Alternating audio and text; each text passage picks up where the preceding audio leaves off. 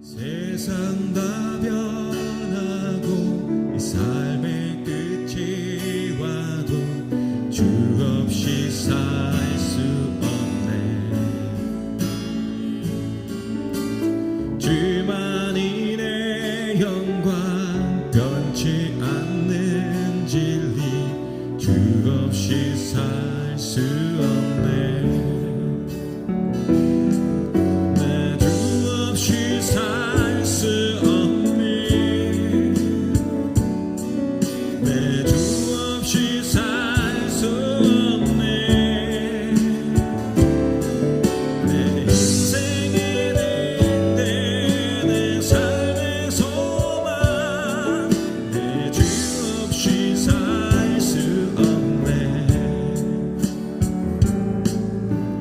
좋으신 아버지 진실하신 친구 주 없이 살 수 없네. 주만 내 위로 내 영광 내 기쁨 주 없이 살 수 없네.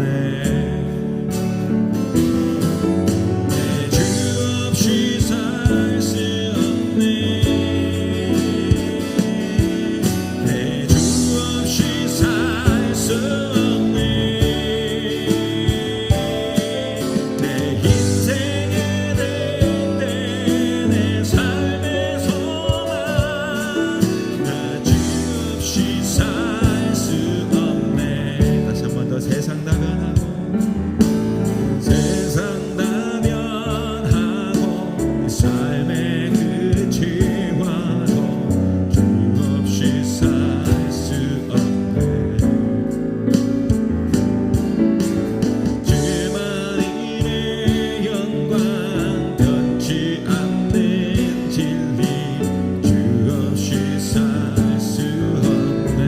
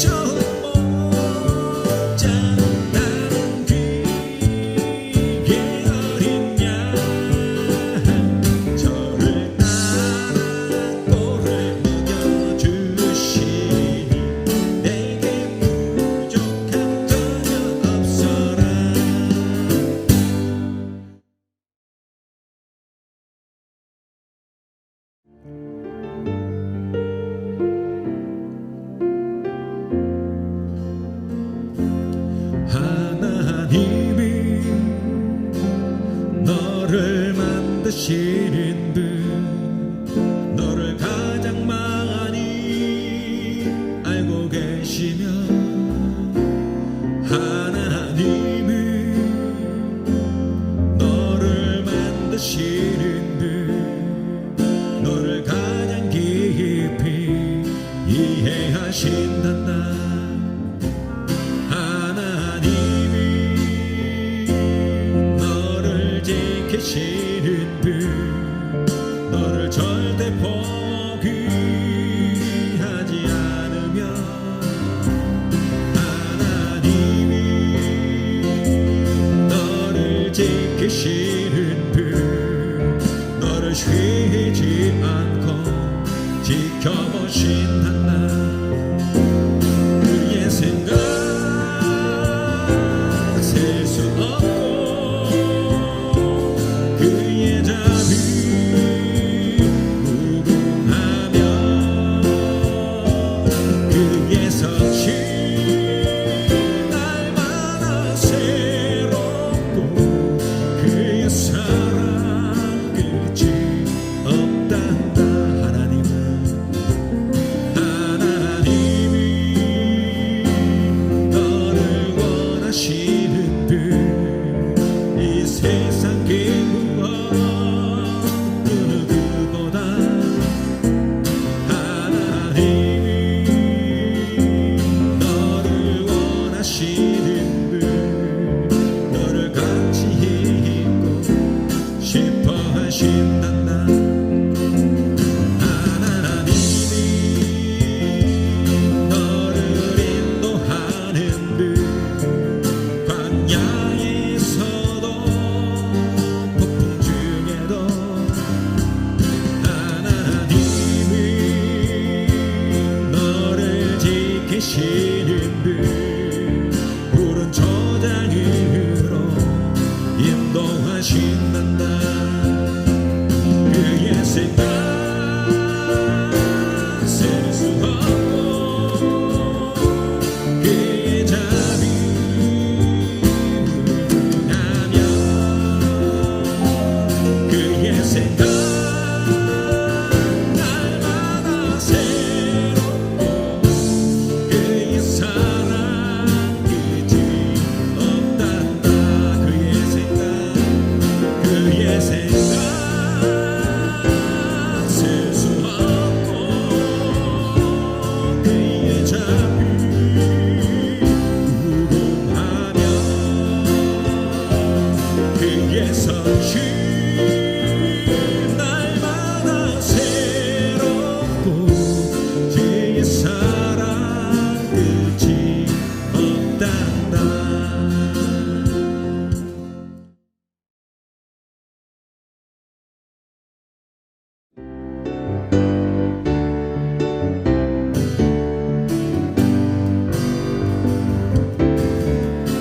영광 가장 높은 곳에 영광, 전능하신 주 생명의 말씀 대신 하나님의 어린 양께 영광 돌리세.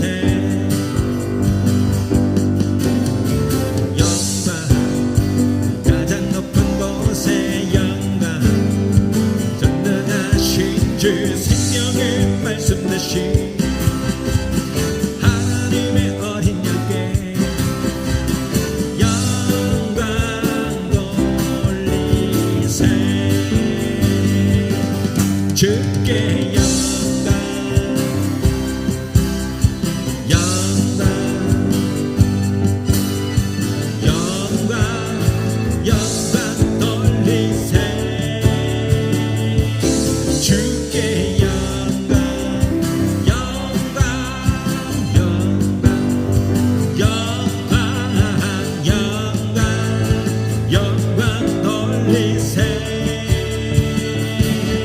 어린 양께 영광이, 다시 한 번 더 영광, 영광 가장 높은 곳에 영광, 전능하신 주 생명의 말씀 대신 하나님의 어린 양께 영광 돌리세.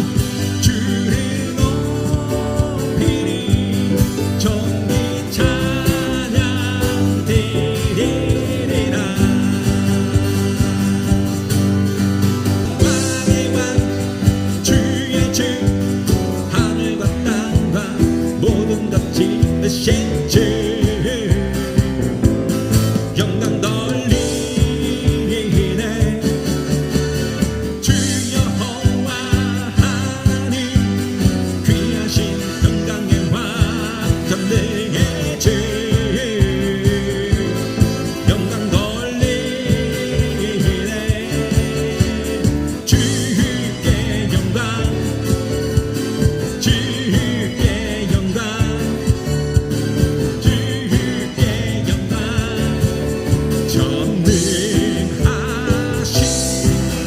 주의 영광 위로우신 하나님 의로우신 하나님 거룩한 주의 이름 높여 찬양하며 영광 돌리네 주 하나님 통치자 주님의 크신 능력 선포하며 영광 돌리네 주께 영광 주께 영광 주께 영광 전능하신 주께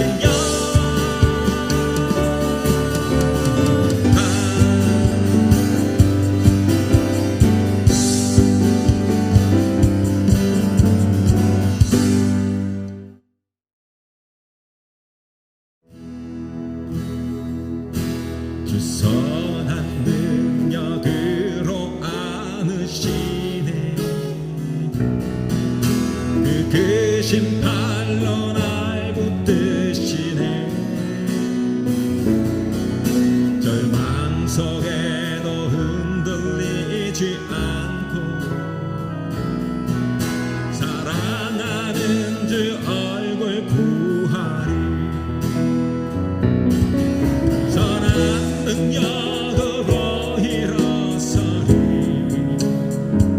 주만은 주하니 믿음으로 우리 고대 안에 주 오실 그날 영광의 새날을 맞이하네 이전에 괴로운 날 애워싸고 고난의 길을 걷는다 해도 주님께 모든 맡긴 우리 영혼 끝내 승리금 나를 맞으리 선한 능력으로 일어서리 주만은 주하니 믿음으로 우리 고대하에 주 오실 그날 영광의 새날을 맞이하리 주님이 마신 고난의 승잔을 우리도 감사하며 받으리 주님은 남은 고난 지고 가며 예수와 복음 위에 살리라 선한 능력으로 일어서리 주만은 주하니 믿음으로 우리 고대하에 주 오실 그날 영광의 새날을 맞이하니 선한 능력으로 일어서리 주만은 주하니 믿음으로 우리 고대하에 주 오실 그날 승리의 새날을 맞이하 선한 능력으로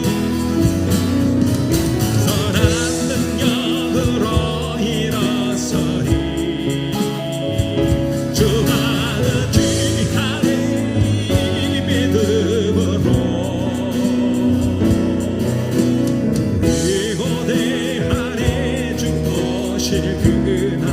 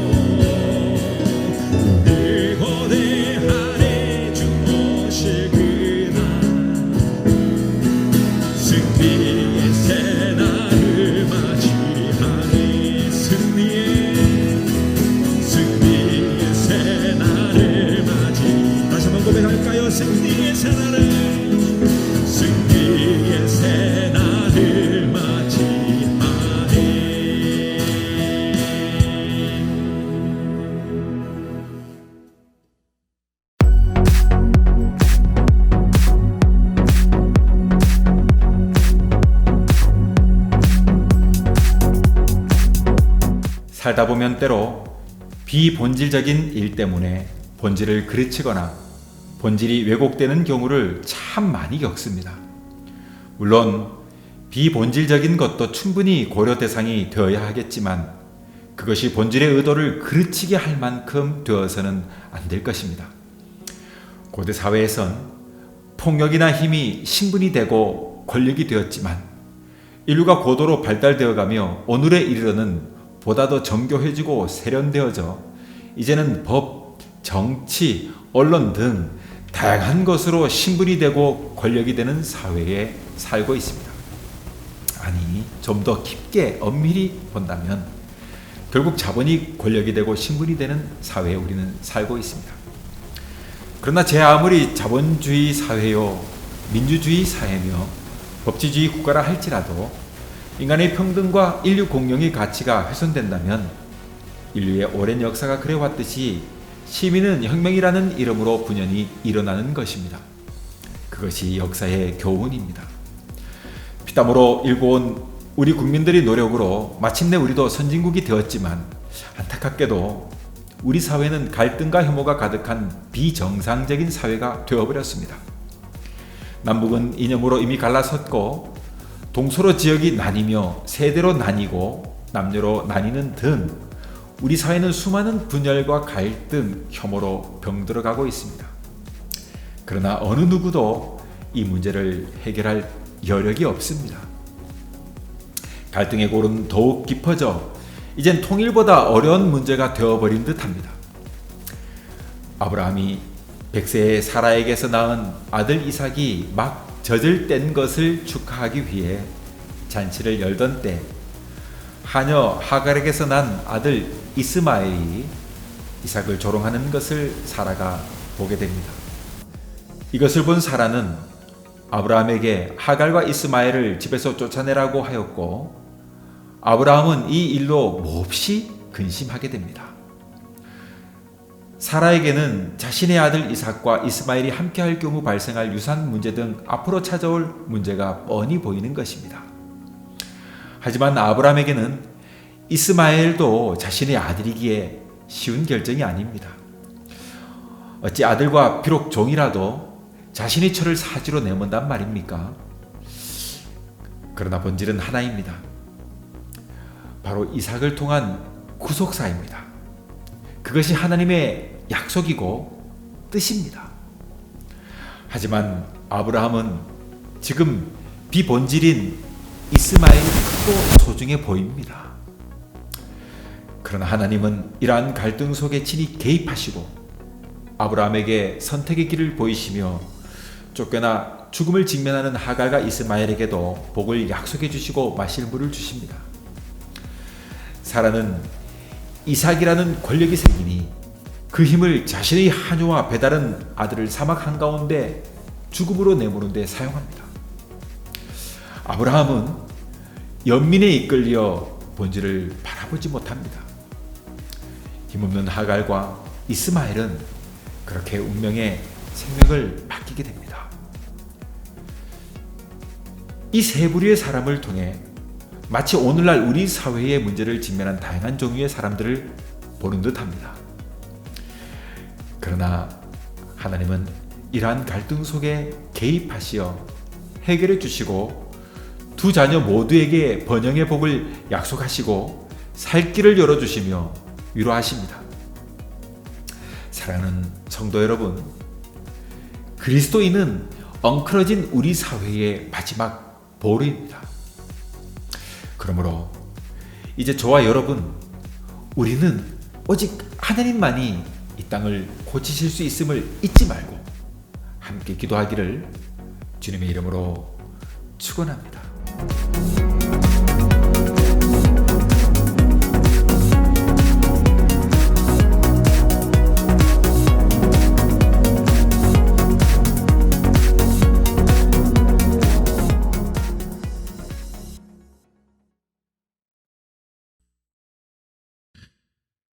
아이가 자라 젖을 떼는 날에 아브라함은 큰 잔치를 베풀었다. 어느 날 사라가 보니 이집트 여인 하갈이 낳은 아브라함의 아들 이스마엘이 이삭을 조롱하고 있었다. 그래서 그녀는 아브라함에게 이 여종과 그 아들을 내쫓으세요. 이 여종의 아들은 내 아들 이삭과 함께 유산을 받을 수가 없습니다 하였다. 이스마엘도 자기 아들이 있기 때문에 아브라함은 이 일로 몹시 근심하고 있었는데 하나님이 그에게 이렇게 말씀하셨다. 그 아이나 네 여종에 대하여 근심하지 말라.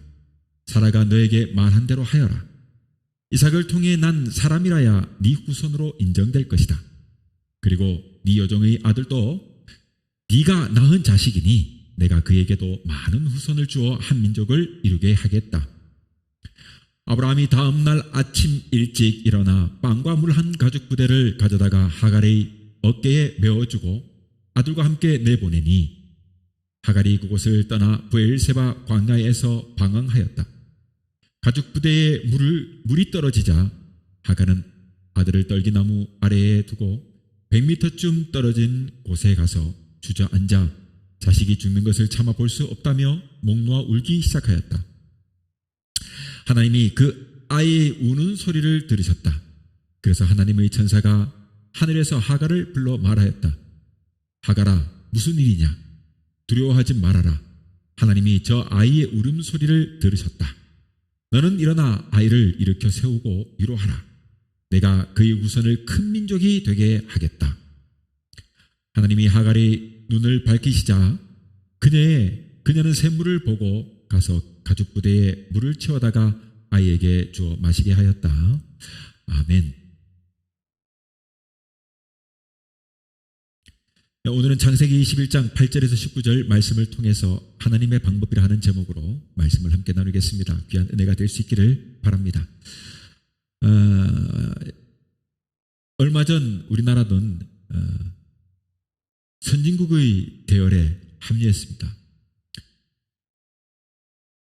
K문화는 그 컨텐츠들을 다양히 생산하면서 이미 세계의 문화를 선도하고 있고 우리가 만드는 여러 공산품들은 우수한 품질로 인정받아 세계인들을 매료시키고 있습니다.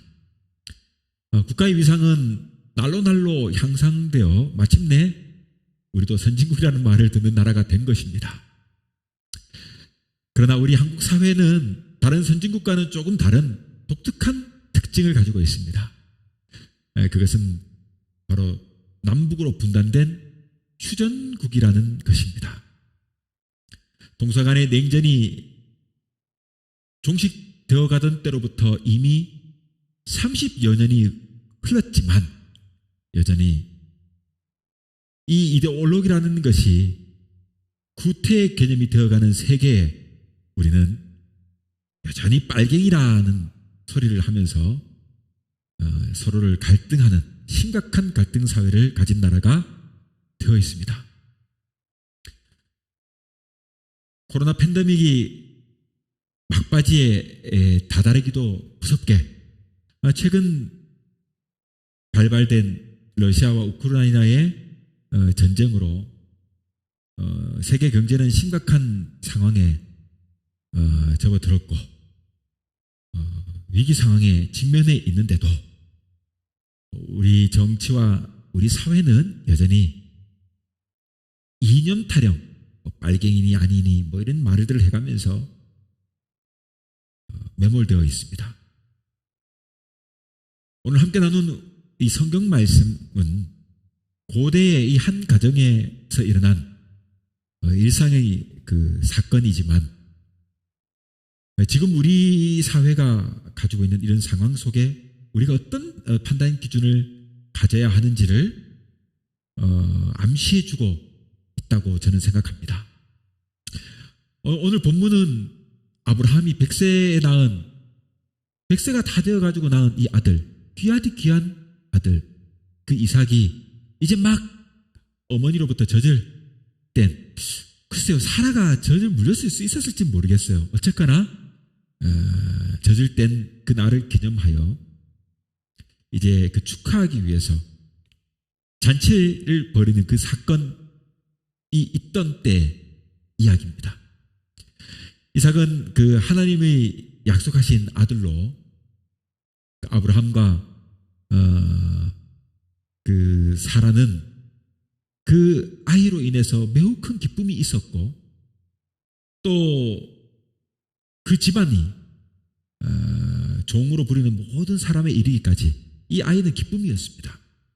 그리고 아브라함이 살던 온 동네에도 생각해 보세요. 100세에 낳은 아들이니까 동네방네에도 얼마나 귀한 아이였겠습니까? 그죠? 이야, 그 아브라함네 가족, 그 할아버지가 애를 낳았으니 이야, 기특하고도 보기 귀한 거예요. 그러니까 이 기쁨인 거예요. 온 동네의 기쁨입니다. 그러니까 아브라함은 제절된 것을 기념해서 동네 사람들 다 부르고 하는 큰 잔치를 이제 베풀었던 것입니다. 그런데 이 귀한 날에 여러분 뜻하지 않은 사건이 일이 벌어지는 것입니다. 그것은 바로 하갈의 아들이며 이삭의 이복형인 이 이스마엘이 이삭을 조롱하는 사건이 발생한 것입니다.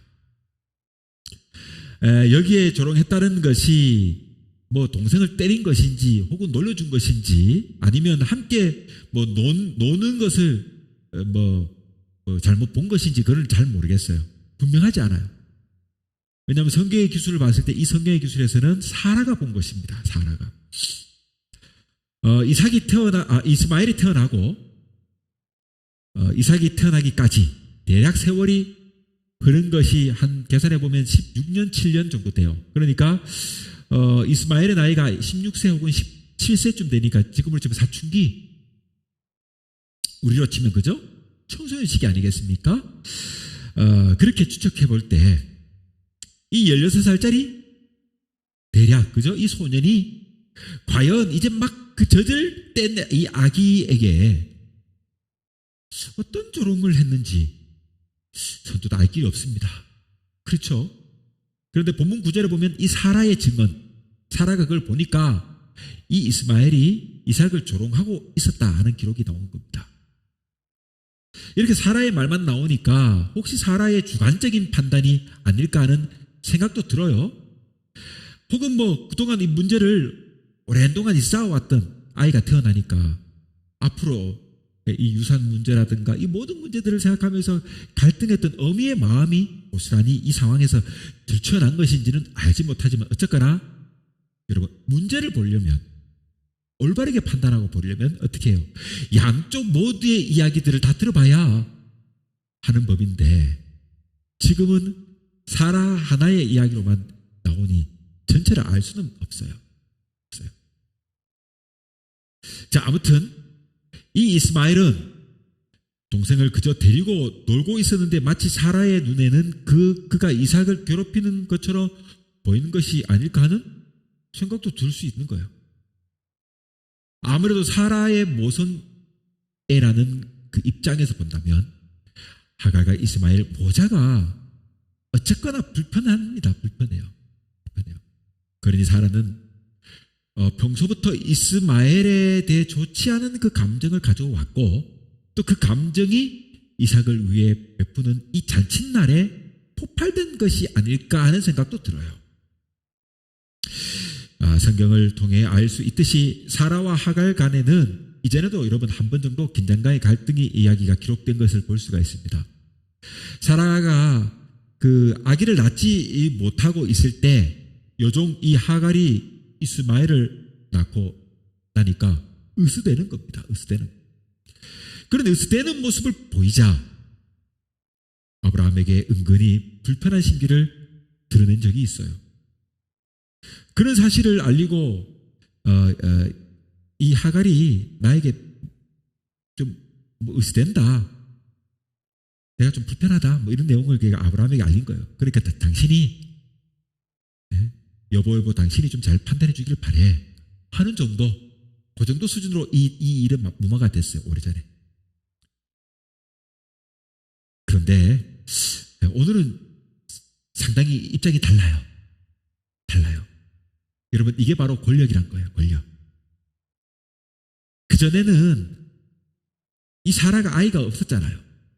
그런데 이 하갈은 하녀였지만, 종이었지만 사라가 이 아브라함에게 하갈을 들여보내줬잖아요.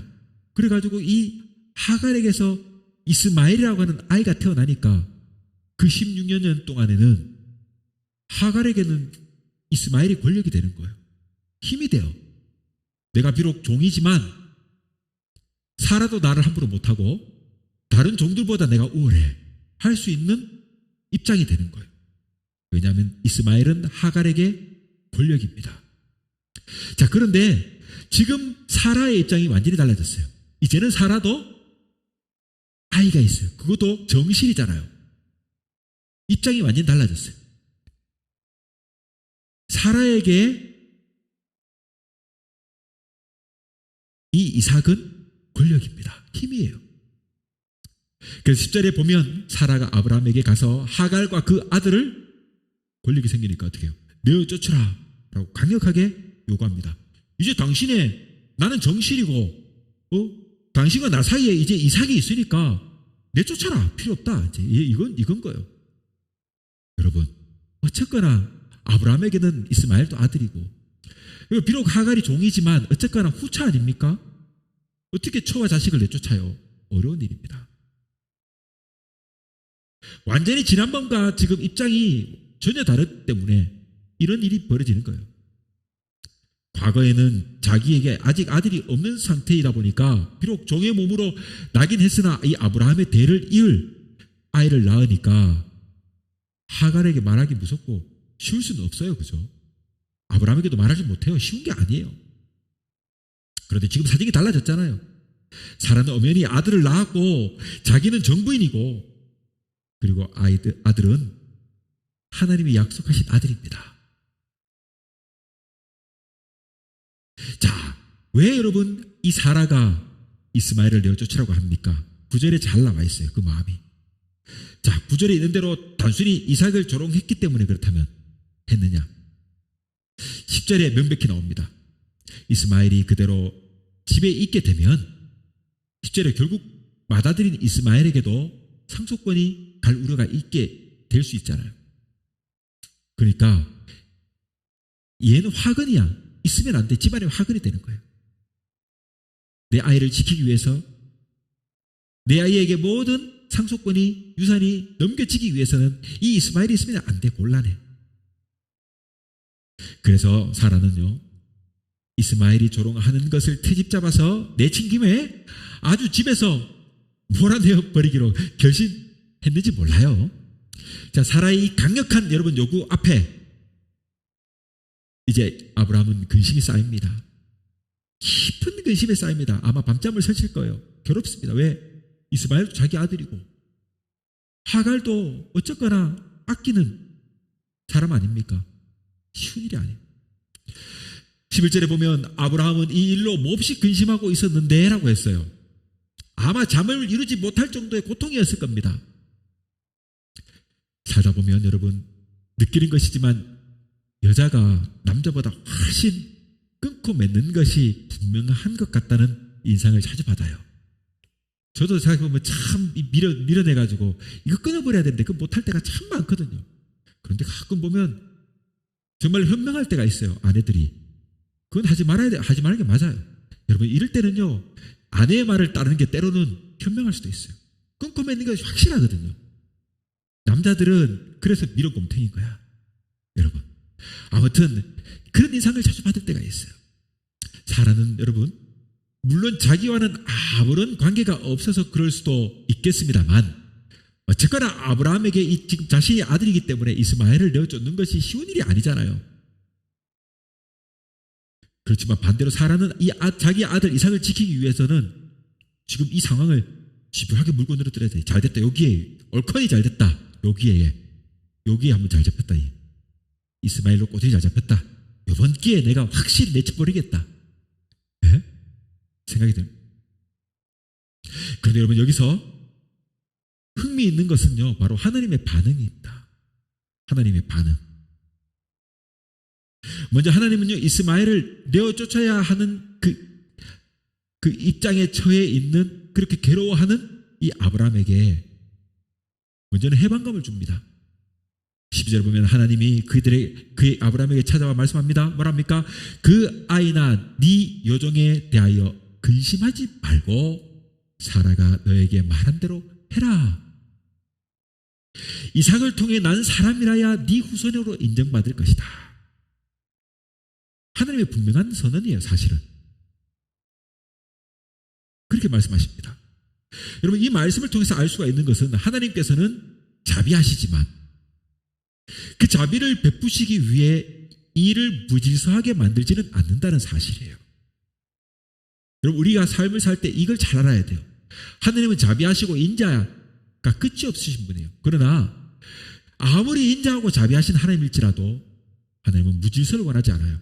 어떤 상황 속에서도 하나님의 질서를 먼저 봐야 돼요. 그러므로 그렇게 되면 일이 술술 풀리는 길을 볼 수가 있어요. 하나님은 아브라함이 괴로워하는 심정을 충분히 아시고 그 일로 너무 괴로워하지 말라고 아브라함을 위로하십니다. 여러분, 우리가 힘들 때 하나님이 위로하십니다. 그러나 그 위로가 아브라함의 생각대로 그렇게 해주겠다는 그런 것이 아니에요. 하나님께서는요, 지금의 이 상황을 유지하며 이스마엘이 함께 사는 길을 모색하는 그 해결책을 주시지 않아요. 왜냐하면 이스마엘이 아무리 먼저 태어나고 아브라함에게 낫다고 해도 그는 하나님의 약속 밖에 있는 사람입니다. 그러니 하나님께서 이 문제에 대한 분명한 선을 그으시는 것입니다. 아브라함에게는 이삭을 통해 난 사람만 네 후손이 될 것이라며 뭐랍니까? 사라가 하라는 대로 하라고 합니다. 대신 하나님께서 친히 하갈과 이스마엘을 지켜주십니다.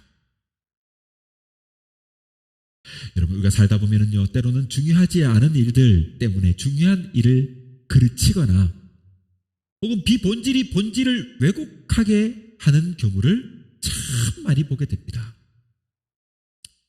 여러분, 물론 중요하지 않은 일이라도 한 번뿐인 인생에 나에게 속한 일이니까 충분히 고려 대상이 되어야 하겠지만 그것 때문에 중요한 일을 그르치게 할 만큼 되어서는 안 되는 것입니다.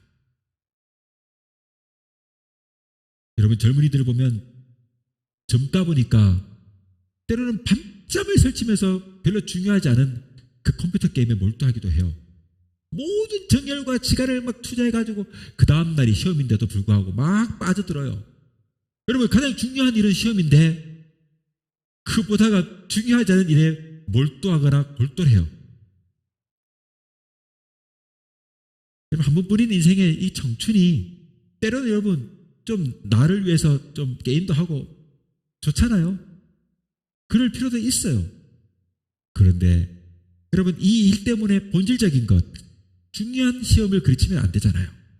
그러니까 이런 것들을 조화 있게 조절할 수 있는 사람, 그런 사람이 돼야 되는데 때로는 이 비본질이 본질을 그르치게 하는 경우가 많다는 거예요. 한국의 근현대사를 거치면서 때로는 힘으로 권력을 잡아 무소불위의 힘을 휘두르며 힘없는 시민들을 짓밟던 사람들이 있습니다. 과거에는요, 고대 사회로부터 권력이라는 것은, 힘이라는 것은 뭡니까? 힘이 센 사람, 강력한 힘을 가지고 있는 사람들이 지배하고 정복하면서 그렇게 만들었으나 오늘날은요, 보다 정교해지고 정밀해지고 또 세밀해졌어요. 그래서 오늘날은 법, 정치 이런 것들이 권력이 되고 힘이 되는 겁니다. 자본이 힘이 되는 것입니다. 우리가 여러분 태어나서 지금까지 열심히 살아요. 열심히 돈을 벌고 열심히 살아요. 그런데 우리 애가 아무리 열심히 산다고 몇 수백억씩 돈을 벌지 못해요. 뻔하게 벌고 뻔하게 살다가 죽어요. 그렇다고 우리 인생이 헛된 것입니까? 아니잖아요. 그런데 반면에 저 금융자본이나 거대 자본을 가지고 있는 사람들은 별로 일하지도 않고도 돈이 하루에 몇 수십억씩 몇 수백억씩 걷어들여지는 사람들도 있어요. 그 사람들은 호의호식합니다. 우리처럼 뼈 빠지게 일하지 않아도 몇 수백억씩 벌어들여요. 그런 부동산 자본이나 금융 자본들이 있습니다. 여러분, 오늘날은 권력이 어디 있습니까? 그런 자본에 있어요. 때로는 여러분, 법이라는 힘을 가지고 재판과 이런 것을 통해 가지고 혹은 검찰 권력 같은 것, 이런 것들로 힘을 가지고 있는 세력들도 있어요. 보다 세밀해지고 정밀해진 힘이 권력이 되고 힘이 되는 세상이 오늘날의 세상입니다. 여러분, 한때는 그런 권력을 가지고 있는 사람들이 힘으로 시민을 짓밟고 휘두르던 사람들이 있어요. 여러분, 우리나라를 보십시오. 지금 선진국이 된 우리나라도 보면 민중의 피눈물을 먹으면서 그 민주화를 거치고 마침내 여러분, 저들을 우리가 역사의 죄인으로 심판을 합니다. 그러나 저들이 여러분 스스로 민족과 국민 앞에 용서를 구하지 못한 채 운명을 달리한 권력자들이 참 여럿 있습니다. 우리가 잘 아는 그런 사람들 있지 않습니까? 우리가 지나온 세월, 이러한 역사적, 국가적, 민족적 죄인들을 용서하는 것은 가능할지 몰라도 여러분, 그러나 본질, 즉 역사를 왜곡하거나 역사를 수정하는 것을 의미하는 것은 아닙니다. 그래서 국정교과서 문제가 대두됐을 때도 그런 문제의 한 부분이었던 거예요. 역사는 역사대로 그 팩트대로 남겨야 되는데 왜곡해버려요. 저 중국의 동북공정도 그런 것 중에 하나지 않겠습니까? 우리들이 가지고 있는 못돼 먹은 뭡니까? 사대주의적인 어떤 그런 사고들 혹은 식민사관들 이런 것들도 다 역사 왜곡을 하는 그 모든 것, 즉 본질을 흐트려서는 안 된다 이 말입니다. 한마디로 비본질이 본질을 흐리게 할 수 없는 것이다 이 말입니다. 역사는 분명히 사실대로 존재하는 것이고 자비란 그 속에 있는 인간의 고통을 고려하면서 그 괴로움을 짐을 벗겨주는 행동인 것입니다. 그것이 자비예요. 죄는 제대로 묻고 죄를 인정하고 그 후에 여러분 우리가 용서라는 것이 있는 거예요. 그러나 역사는 그대로 지나왔던 그 모든 사실들은 그대로 있는 것이에요. 그것을 왜곡해서는 안 되는 것입니다. 오늘 본문을 보면 하나님께서도 아브라함에게 역사의 길에 대해 아주 분명하게 지금 제시하고 계신 거예요. 본질은 바로 이삭을 통한 구속사다 이 말이에요. 그러니 이스마엘은 내 철아예요. 하나님은 자비하시지만 무질서를 싫어하십니다. 본질은 바로 이삭을 통한 구속사라 이 말입니다. 그러니 비본질인 이스마엘이 본질을 흐리게 하여서는 안 되는 것이라 이 말입니다. 그리고 이 본질의 문제를 분명하게 제시하는 것 때문에 발생할 짓밟히는 인권 침해, 이런 인권 침해를 하나님이 그냥 지켜보지 않으신다는 것입니다. 그걸 지금 설명하고 있는 거예요. 여러분, 정의라고 말하면서 그 정의로 인해서 다수의 의견 때문에 소수가 짓밟히는 것을 하나님은 원치 않는다 이 말인 거예요. 그래서 하나님께서는 쫓겨나는 이 하갈과 이스마엘을 하나님께서 직접 다정하고 따뜻하게 찾아와 주셔서 보살펴 주신 것입니다. 그 광야에서 마실 물이 없는 곳에서 마실 물을 보게 해주신 거예요. 그리고 네 아이에게도 창대케 되는 복을 주겠다고 약속해 주시는 거예요. 짓밟히는 인권을 하나님이 허락하지 않는다 이 말입니다. 오늘날 우리를 보십시오. 한쪽이 이기면 한쪽을 무참히 짓밟아 버립니다. 이런 정치 보복을 하고 서로 갈려가지고 반목하고 정말로 민족과 민족끼리 서로 총칼을 맞대고 갈등하고 혐오하고 하나님이 원하시는 뜻이 아니라 이 말이에요. 비록 쫓겨난 하갈과 이스마엘이지만 하나님께서는 그 인권이 침해되지 않도록 짓밟히지 않도록 친히 보살펴 주셨어요. 기독교인들이 해야 되는 삶의 모습이 바로 이것이라는 것입니다. 여러분, 아브라함이 하나님의 위로를 듣고 난 뒤에 비로소 방향을 잡고 일찍이 일어나 떡과 물 한 가죽 부대를 가져다가 하갈이 어깨에 메어주고 그 자식을 이끌고 가게 했던 것입니다.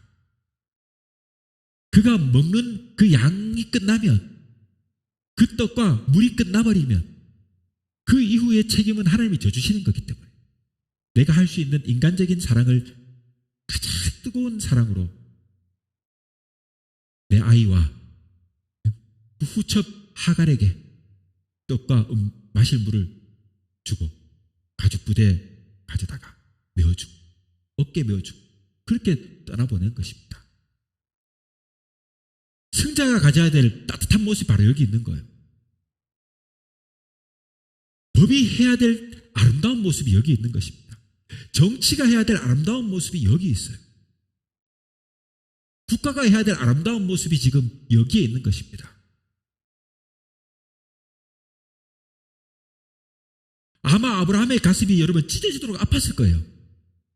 하갈과 이스마엘은 쫓겨나 사막을 방황하다가 가죽 부대에 물이 다 하였고, 하갈은 기진맥진해가지고 죽을 것 같은 이 16살짜리 아들 이스마엘을 보고는 대성통곡합니다. 성경 그렇게 나오지 않습니까? 웁니다. 크게 우는 거예요. 대성통곡합니다. 그것도 아이가 보는 앞에서 차마 못 우니까 어미가 100m 정도 떨어진 곳에서 그렇게 우는 겁니다. 그때 하나님이 그 아이의 우는 소리를 들으시고 천사를 보내어 하갈에게 아주 지극한 도움을 주십니다. 아이의 울음소리를 내가 들었다고 하시면서 하갈의 눈을 밝혀가지고 그 주위에 샘물이 있는 것을 발견하게 하십니다.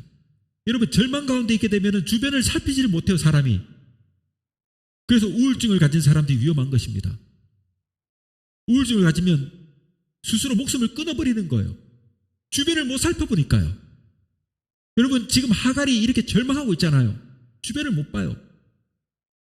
그때 하갈의 눈을 밝혀서 주위에 샘물이 있는 것을 발견하게 하십니다. 그래서 그 물로 갈증을 채우게 하시고 생명을 건지게 해주십니다. 그리고서는 그 이스마엘을 통해서도 큰 민족을 이루게 해주겠다고 말씀하십니다. 하나님의 하시는 일을 보면 위에서는 그렇게 분명히 역사의 매듭을 지으시고 아래에서는 소외되고 있는 사람들에게 그들이 걸어가야 할 길을 이렇게 세심하게 제시해 주시는 것입니다. 이것이 하나님의 자비하심이고 선하심입니다. 하나님은 정의로우시지만 동시에 자비하시다 하는 것입니다. 하나님의 자비는 정의를 세우면서도 결코 그 정의 때문에 자비를 거두는 일을 하시지 않습니다. 그것이 하나님의 자비예요. 그런데 그리스도인들조차도 여러분 서로 나뉘어져 가지고 서로 그냥 의시되고 있습니다. 반목합니다. 혐오합니다. 갈등합니다. 이래서는 안 된다는 거예요. 품을 줄 알아야 돼요. 하나님이 하시는 일이 역사예요.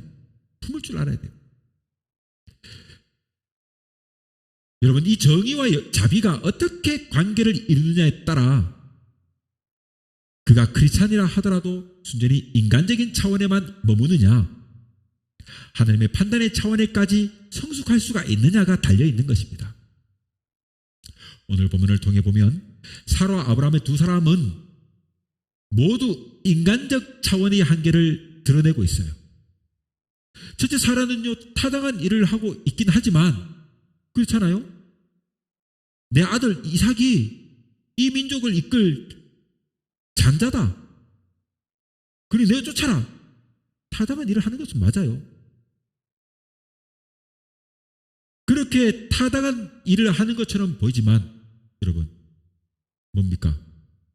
그는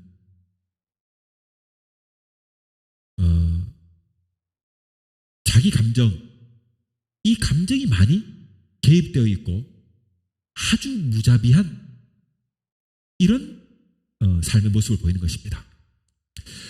둘째로 보면 아브라함은요 인정이 있고 포용성이 있는 사람처럼 좀 보여요.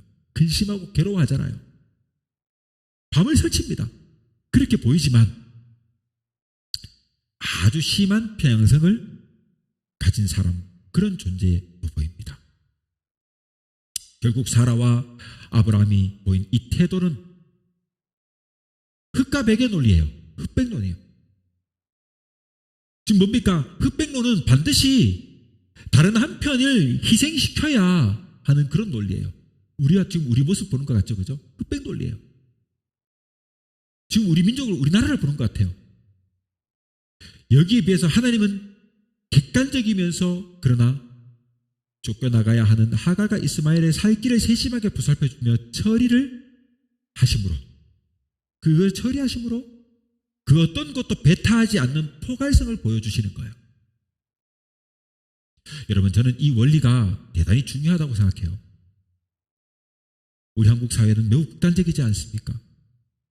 내 의견과 다르면 적대시하고 서로 편을 나누고 갈라치기 해요. 남북의 문제는 더욱 심각하잖아요. 좌판이 우판이 하며 극단적으로 편가르기를 합니다. 저도 페북에서 글을 이렇게 제 성향을 많이 늦추면서 글을 썼습니다만 요즘은 아예 하지 않습니다. 아예 하지 않는데 최근에 제 동기 목사님 한 분이 글을 쓴 걸 보고 제가 안타까워서 너무 미워하지 말라고, 너무 미워하지 마시게 하고 글을 썼더니 댓글을 두 사람이 달았어요. 그 본인하고 또 다른 한 사람이 달았는데, 여러분, 너무나 극단적으로 너무나 편협하게 좌 아니면 우로 나눠져 버리는 거예요. 서로 편을 나누고 갈라치기해요. 너 우리 편 아니면 적이야. 이런 극단적인 문제. 물론 이 나라가 심각해요. 누가 맡아도 심각한 것은 마찬가지일 거예요. 이 같은, 여러분, 편향적인 이 편가르기, 여러분, 이 같은 반응은 하갈과 이스마엘에 대해 사라가 가진 반응과 비슷해요. 그렇잖아요. 결국은 힘이, 권력이 이 두 사람을 죽음으로 내모는 거 아닙니까? 하갈과 이스마엘이 사막 한가운데로 내몰면 죽어버려요. 내어 쫓는다는 말은 죽이겠다 이 말 아닙니까? 여러분, 총칼을 들지 않았다 뿐이지 사람 죽인 거하고 뭐가 다르겠어요? 사람 잡은 거지. 여러분, 정치라는 권력을, 경제력이라고 하는, 재력이라고 하는, 자본이라고 하는 힘을, 법이라고 하는 힘을 가지고 사람을 살린 데 쓰지 않고 사람을 죽인 데 써버리면 되겠냐 이 말입니다. 그런데 오늘날 정치인들이 하는 행태가 그렇고, 오늘날 법치를 가지고 있는 사람들이, 법의 힘을 가지고 있는 사람들이 하는 행동이 그렇고, 그런데 유전무죄, 무전유죄라는 말이 있는 것 아니겠습니까? 자본을 가지고 있는 사람들이 하는 노동 착취가 그런 것입니다. 열정페이라는 말이 그래서 나오는 것 아니겠습니까?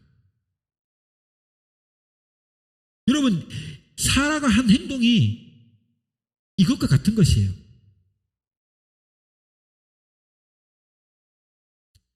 여러분, 물론 사라의 판단이 일리가 있긴 해요. 그러나 너무 주관적이었다는 것입니다. 그러다 보니까 자비가 없다는 데 문제가 생긴 것입니다.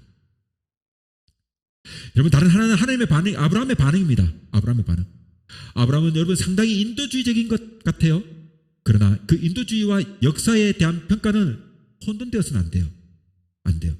우리가 북한에다가 막 쌀도 갖다 주고 막 하잖아요. 그렇게 인도주의 차원에서 해요. 그러나 그들이 그 쌀을 가지고, 여러분, 지배층들이 배를 불리는 일에만 쓴다면, 결국은 아래로 가지 못한다면, 굶어 죽는 그 민중에게 가지 못한다면, 백성들에게 가지 못한다면, 그 퍼주는 게 무슨 인도주의 차원이 무슨 의미가 있게 되냐 이 말이에요. 그러니 여러분, 인도주의와 역사에 대한 평가를 혼돈해서는 안 되는 것이다 이 말입니다. 아브라함의 문제가 바로 그것입니다. 아브라함의 반응은 편향적이었다는데 문제가 있어요. 하나님은 이러한 우리들이, 여러분, 모습과 완전히 다릅니다. 아브라함이니 사라 같은 그 모습이 우리의 모습 아닙니까? 그러나 이러한 우리들의 모습과 하나님은 완전히 다릅니다. 하나님의 견해는요, 이 대립적인 일에 한쪽 편만을 들어야 하는 우리 인간의 한계와는 다른 매우 포괄적인 방법을 하나님은 사용하십니다. 하나님은요, 근심하고 괴로워하는 아브라함을 찾아와서 깊이 위로해 줍니다. 그리고 동시에 역사의 정도가 무엇인지를 지적해요. 아브라함아, 이삭이야말로 이삭의 후손으로 난 자야만 네 후손이 된다. 분명히 인지시켜주는 것입니다. 어찌되었든 이삭의 후손이 구속사의 중심에 서는 것이에요. 그러면서도 하나님이 또 하갈과 이스마엘을 죽지 않게 하시고 살 길을 마련해 주신 것입니다. 우리 사회는 심각한 극단적 혐오 사회가 되었습니다. 좌 아니면 우를 선택하라 합니다. 동 아니면 서를 선택하라고 해요. 그러나 우리는 오늘 본문에서 하나님께서 보이신 모습을 통해 크게는 우리 사회, 작게는 우리 가정, 내가 만나고 겪는 모든 곳에서 그리스도인다운 삶의 지표를 삼기를 원합니다. 이스마엘은 자녀를 낳아야 한다는 인간적 동기에 의해 태어난 아들이긴 하지만 그도 역시 아브라함의 아들이고 크게는 하나님의 자녀인 것입니다. 마찬가지로 나의 주변, 내가 생각하는 것과 다른 결정을 하는 사람들도 함께 더불어 사는 나의 이웃이며 동료이며 국민이기 때문에 여러분, 그들을 혐오와 미움과 갈등의 대상으로 삼아서는 안 된다는 것이에요. 그리스도인의 삶에 대한 태도는 그러므로 분명해야 합니다. 진실을 보는 눈, 본질을 바로 볼 수 있는 눈과 함께 더불어 자비와 사랑 역시 분명해야 한다는 것이에요. 여러분, 이제 우리는 오늘 말씀을 통해서 하나님 아버지의 마음, 하나님의 방법, 이것을 품는, 그러므로 저와 여러분이 될 수 있기를 주님의 이름으로 축원합니다.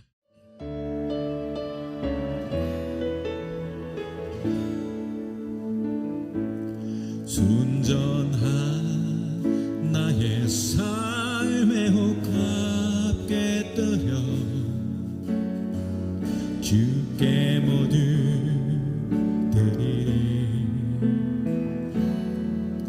나의 가장 귀한 것 주께 드리리. 나의 주님 예수. 순전한 나의 삶에 혹합게 뜨려 주께 모두 드리리. 나의 가장 귀한 것 주께 드리리. 나의 주님 예수.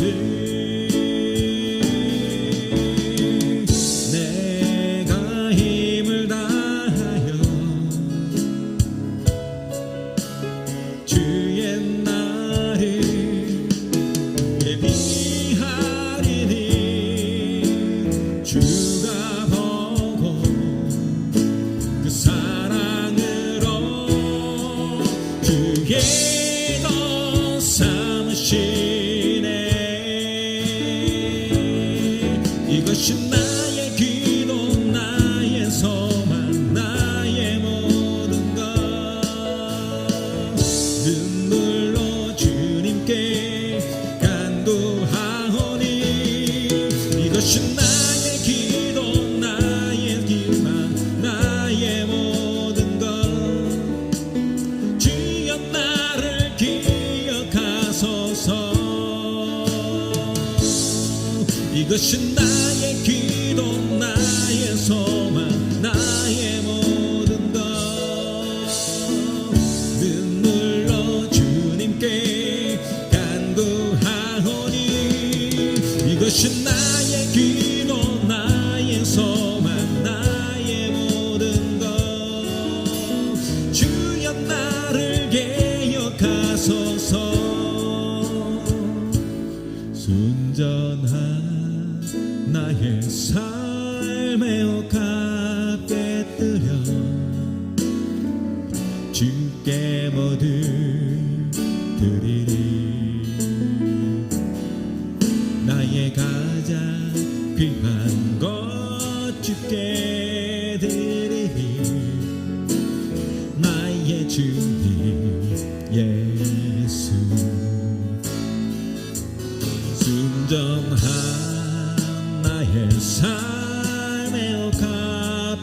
엎드려 주께 모두 드리리. 나의 가장 귀한 것 주께 드리니 나의 주님 예수. 내가 힘을 다하여 주의 날을 예비하리니 주가 보고 그 사랑으로 주의 것 삼으시네. 이것이 나의 기도 나의 소망 나의 모든 것. 눈물로 주님께 간구하오니 이것이 나의 기도 나의 소망 나의 모든 것. 주여 나를 기억하소서. 이것이 나의 기도 나의 소망 나의 모든 것. 눈물로 주님께 간구하오니 이것이 나의 기도 나의 소망 나의 모든 것. 주여 나를 기억하소서. 이것이 나의 기도 나의 소망 나의 모든 것. 눈물로 주님께 간구하오니 이것이